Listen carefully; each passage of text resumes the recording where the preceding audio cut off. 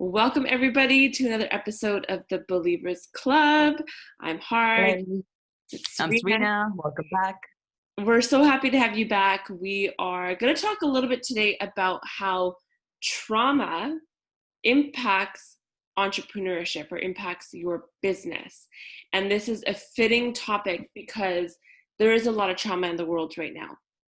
And hmm there are a lot of people being impacted. Actually, the whole world is impacted right now with, the death of George Floyd, Breonna Taylor, Ahmaud Arbery, Trayvon Martin, everybody that has been in front of us losing their lives. And I think it's forced a lot of people to stop, to look at their message, to look at how they're showing up in the world for hmm people, for Yeah. themselves, or their business, and just ensuring that there's a level of inclusivity, and mindfulness in terms of what we're talking about, what we're producing, and who it's for. So, with that said, today we wanted to talk about how trauma impacts entrepreneurship. Yeah. Right? There's a quote. Some of you may have heard this: "Is your mess is your message." And I'm hoping that there's people right now that are taking a hard look at themselves and what they stand up for, right? And, who are you supporting, right? And Serena and I were talking about this right before this about, there's a lot of Black businesses that exist, yet we don't put enough attention there.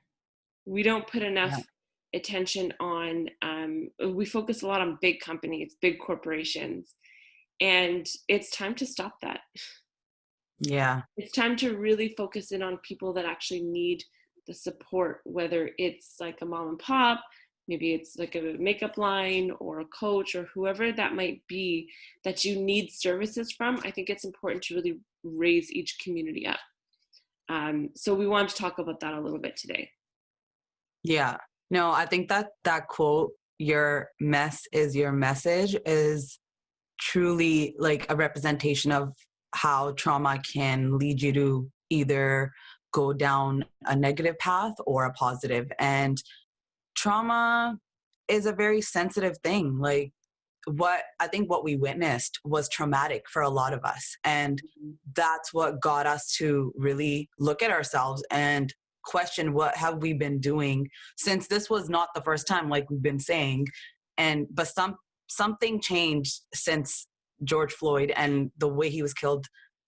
Something was ignited out of that. And that traumatic experience literally led to the world coming together, which is the message in that quote that Hard just mentioned. Like, that's the biggest message you can send. Look what's been done in the last 2 weeks in the United States right now. Like, they've gotten done so many things, like arrested the officer. Yeah. It's been like, I read a bunch of stuff yesterday. I can't, like, I'm on the phone right now, but like I would read out the list. There's a list of like 50 things, and that's what happens. Like, yes, trauma can lead you to go through a lot of negative and a lot of storm, but I feel like eventually, hopefully, you end up coming out with the message for the rest of the world and for yourself, and keep that momentum going. But also realize that trauma happens for a reason. It's not there's always a reason for everything. I do kind of believe that. Sometimes that doesn't apply, but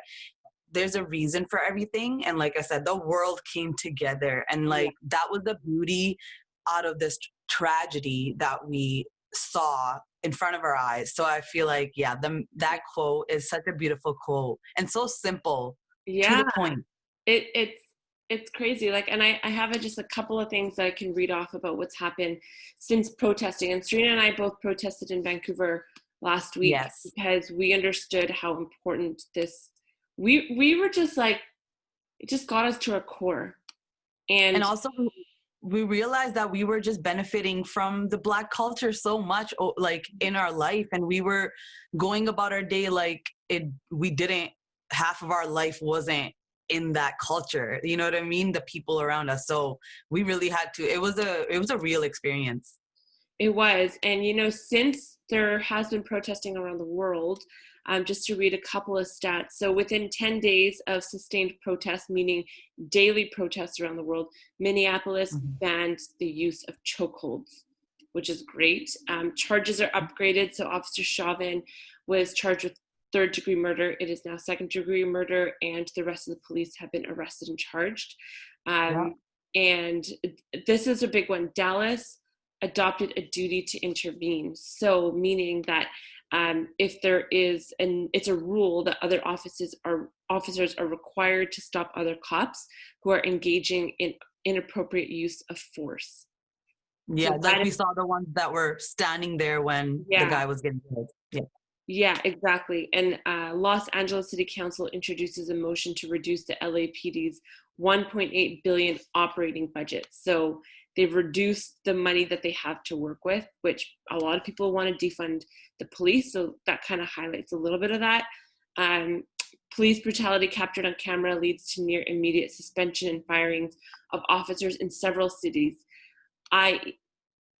For example, all the other videos that we've been watching, right, that have been floating around the internet about police brutality, a lot of those officers in Buffalo, Florida, Fort Lauderdale have been arrested. So just to kind of give you, I mean, there's more, but just to give you an insight that people really do have power, right? And when there's a mess, there's always a message. And it sucks that that message took this long and it took these many deaths, but it's happening, change is happening. And I think sometimes a lot of us are deaf to what's going on, right? So this is a spiritual side of me that comes out where it's like God or universe has chosen a very special person to be the one that ignites the rest of the world. For some reason, it wasn't happening with others, but something about George Floyd, he was chosen and he had what it took to change the entire world. I hate that he had to die. But there's so much change that's going to come from this point forward within people, right? Within people individually. Like we individually have had to take a look at a lot of things and be like, whoa, where does my family contribute to racism? Where does my friends contribute to racism? How do I contribute in whichever ways that might look like that are not always obvious? And so we wanted to talk about that today and like how that impacts your business going forward. And I can only hope that anybody listening to this makes a decision going forward, whatever your business might be, to be inclusive of Black community and people of color and understanding how you can show up and support them. Yeah, 100%. I agree with that.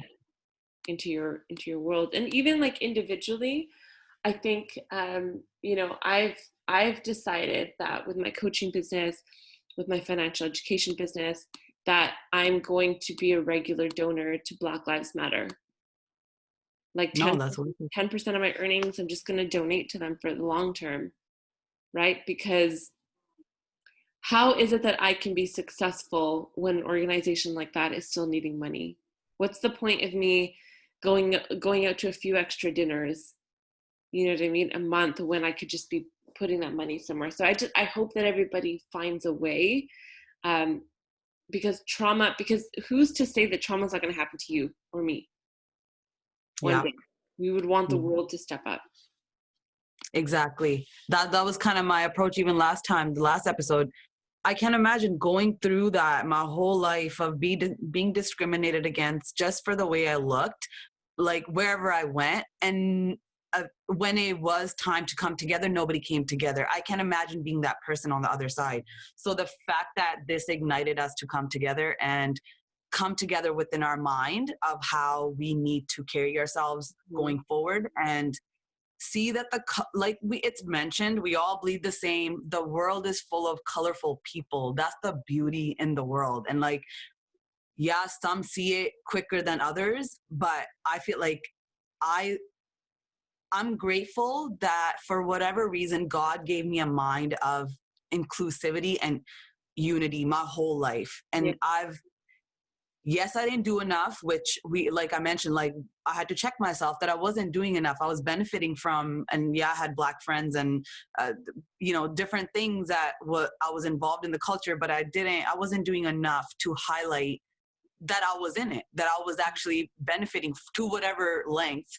But I was never, mentioning things. Like now we can put a link in our thing and just highlight what's happening on a daily basis. And that's like, it's the easiest way to get involved. And like Hart said, like if you can contribute 10% or 5%, whatever you can, it pushes for other organizations to start for other people as well, because they see the support, they see things coming in, they see things actually happening, and it leads other people of color to do things and start businesses and follow through with things and not get stopped or discouraged because they're made to feel not important in this world. Yeah, yeah. And like even if you look at local businesses around you, restaurants that are owned by Black families, like give it a go. Like go and support people and raise communities up. And if we look at an individual level, right,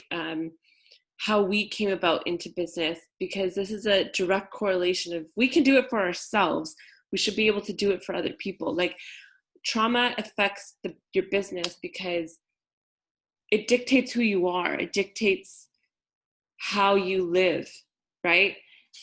Whether you've dealt with the trauma or not, it dictates a lot of things. So for me, I had a huge trauma when it came to a breakup. It was a really, really severe, it was a traumatic experience. It really was. And I understand how breakups can really bring people to a new low. And because of that experience, I went into heartbreak coaching. I went into life coaching in general. Then I went into heartbreak coaching because I had a traumatic experience that I healed from, right? I was a financial mess in a lot of ways, where I did not know how to manage money. I did not know how to save money. None of that. I did not have those habits. So I went into financial education, right? A lot of what we've struggled with becomes, if you do it the right way, it becomes what your message to the world then is. And I know Serena can relate to that too. Yeah, right? no, for The sure. beauty industry. For me, like trauma, I can go get deep and personal, but like trauma really led me down a confusing path of, for a long time, not feeling, it comes down to not feeling worthy and different things like that. But it was a confusing time. But that trauma, I feel like, blossomed into my mind in a way that I had to question where I wanted to be, what I wanted to do, and not let trauma run my life anymore. And that was it. I was miserable. I didn't want to be at a job. I didn't want to do basic things. I wanted to be my own boss. I always wanted to own things and be that person, like a small own. I wanted to be an Indian girl, that Indian female, whatever the name, but I wanted to be a brown girl that had a business, that looked up to other people, but also people could look up to me and start their own things. And that was always a goal of, wanting representation, but then also being the representation, because I didn't see enough of it. So that's really what led me to say, you know what, yeah, I'm going to go after the thing that I've enjoyed. And that's how makeup came around. But now I realize that even within doing makeup, you need to have an open mind. You need to have inclusivity. I need to do every type of face shade that there is. Like, it can't be just because I'm brown, I can only do brown people, or I have to make sure that I put myself out there to have inclusivity in my portfolio. So that's been my journey of leading, getting, having a tragedy to lead me into down the path that is my career now. So I love that. Because, even Serena's makeup brand, like Face Your Mirage, right? If you break down what that means, like face yourself in the mirror, face your face, right? Face your illusions, face your bullshit. Yeah. It's literally facing yourself. Like, it's a very confusing name that a lot of people don't get, but that's literally what when I was thinking, I was like, face your mirage. Because I was learning to face myself. I was learning to see my flaws and actually and find the worth in it and different things that I was lacking. And that's literally what Face Your Mirage is. It's Yeah. face your illusions, face all your fuck ups, face all the good, face your good and your bad. Yeah. And that's when you're going to find the growth. Because your bad is good too. Your bad is beautiful as well. Exactly. And that's how you're going to find the message. Face all that shit and you'll come out with the message. Yeah, I love that. And every Yeah. single time I sit in Serena's chair, first I look at the mess. No, I'm just kidding. Yeah. I sit in Serena's chair Yeah. and I'm just kind of like, as she is doing her magic, I always walk out feeling like a million times better, right? Because there's just something about her process. There's something about her process that really like allows you to see yourself for how beautiful you truly are. Because you know what, I think we have been made to feel that we were not beautiful if we didn't look a certain way, which we've been talking about. If you didn't have white skin or blue eyes, you're just not considered pretty. So as people talk like you're a beautiful girl, like things like that, but that it's so hard for me to hear or even take a compliment because majority of my life I didn't feel all those things. So your psyche, when you hear those messages. Yeah, and so for me, when it came to my artistry, it's like anyone that like that's like a masterpiece. Whoever's face is in front of me, it's like my whole like I have everything, but it's my focus, it's my masterpiece, and I cannot let like I have to give that energy that like whatever I lacked is the energy I'm giving to that person because I know each person is so fucking beautiful, but we all doubt ourselves. We all doubt our beauty. Harj can relate to that. I don't feel pretty all the time, but that's where the beauty is. There is that beauty right there. When you're doubting yourself, you have to come out with it. And yeah, so I pump anybody that sits in my chair. They'll tell you the same thing. So that's right? the motto. Yeah. It's one of those things. And so I think, and the reason for that is because Serena comes from experiencing trauma. So because she's worked through a lot of trauma, she's able to see the beauty in herself, but in other people. And she knows how to bring that out with her artistry. Right?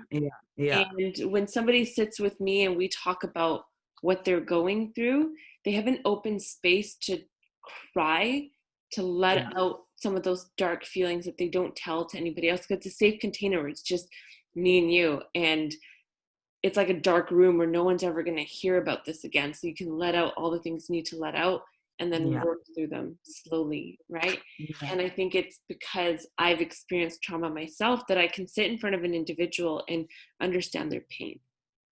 Yeah, exactly. Yeah. And that's if you can find that within yourself, if you can find what your experience has been, what your heart has suffered through, and turn it into your impact, turn it into your business, you will be leading from the heart. You know, when I was thinking about the financial literacy and the education that I'm a part of, at one moment I was like, why am I doing this again? Because I'm learning the information, that's great, but you almost forget why you started sometimes. So I remember I was talking to this girl, her name is Sophia, and last week we did a Money Talk Monday, and we started talking about why we got into the industries that we were in, and she brought something out in me, and it was dealing with debt. And the very first time I actually accepted that I had debt, and the very first time that I actually allowed myself to deal with it, I remember I had never opened up my envelopes. I'd always hide them. Bills would come, I'd throw them away. If I don't see the bill online, I'm not paying it. Like, it was just stupid, right? Student loan bills were catching up like no tomorrow. And I remember my life coach said, because I had so much anxiety, but all these bills that kept coming, it keeps you up at night. And I wasn't working full time. I don't know what my deal was, but my coach said, Harj, it's more scary because you're not dealing with it. So the anxiety of it keeps building up. Start by opening one of your bills. Start by opening one. Crack it open, read it, deal with it, call the company, make a payment plan. Do it with the next bill too. Do it with the next bill and the next bill. And just get yourself started. And I remember sitting there opening up my first bill, and the level of anxiety and fear and emotions that I had. I did it, and I called my student loan company. I made an arrangement. It's like, what do you think, these people are going to kill you over the phone or like yell at you over the phone? No, like they're going to work something out with you, right? Call your credit card company next, do the same thing. And I just remember that, like, I felt so terrified from the inside out to start making this move. But now I'm like halfway through, almost on the other end of it. And I'm like, oh my God, like I can breathe. And my whole thing is like being able to help people from that point and get them to get rid of those anxieties and those feelings and be there with them through that process. And so if you can remember what your trauma was and what you can do to help other people, build your business. Yeah. No, and what you don't face, you're never going to sort out. You're never going to sort it out because you're just pushing it aside. And that's the easiest thing to do, to run away from things. Relating back to what it was easier to not talk about things. Yeah. But look at what has happened since you started talking about it, whatever it is, starting a business, the death toll that's happening, your own feelings, having conversations with yourself and sorting your things out. All these realizations have come to because you chose to face whatever it was that you were trying to face. Yeah. So I think trauma can make you not want to face anything or face it all, and try to get to a point where you slowly start to face it one letter at a time. Yeah. Yeah. Yeah. I think that's the best way to do it, is just try to face your truth. It's the reality of your life. And from running away is never going to give you any peace. Yeah. That's true. It's not. It's just actually going to make it worse. So we encourage everybody, if you've got something that you've experienced in life, turn it into something. It doesn't even have to be your business, but it can be from your volunteer work. It can be your, whatever it is, like your side hustle. Do something with your trauma, because it's gonna be the thing that helps you change the world. Yeah. I think trauma can be a beautiful way to use your voice, and do that. If you have to stand up to bullies and things like that, just start with confronting the truth, just putting your trauma out there and letting the world see it. Because once you put things out there and you have nothing to hide, no one can use anything against you, and you're only going to actually benefit. No one else is going to benefit from that. So exactly.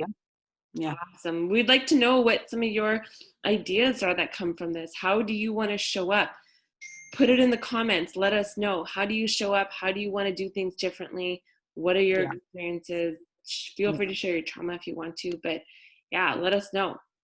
Yeah, no, reach out if you need someone to talk to, or just get any advice. Reach out to us, because I'm sure that's the one thing we realize. We, in one way or another, we relate to each other. Everyone in the world can relate to each other, no matter what your background, no matter what you came through, what your trauma was. But I think we can all learn from each other. So feel free to reach out, DM us or email us, or whatever works for you. Besides that, until next time, I guess. Yeah. Every Wednesday, we'll be dropping a new episode on YouTube. Follow us on Facebook, Instagram. All the good stuff is there.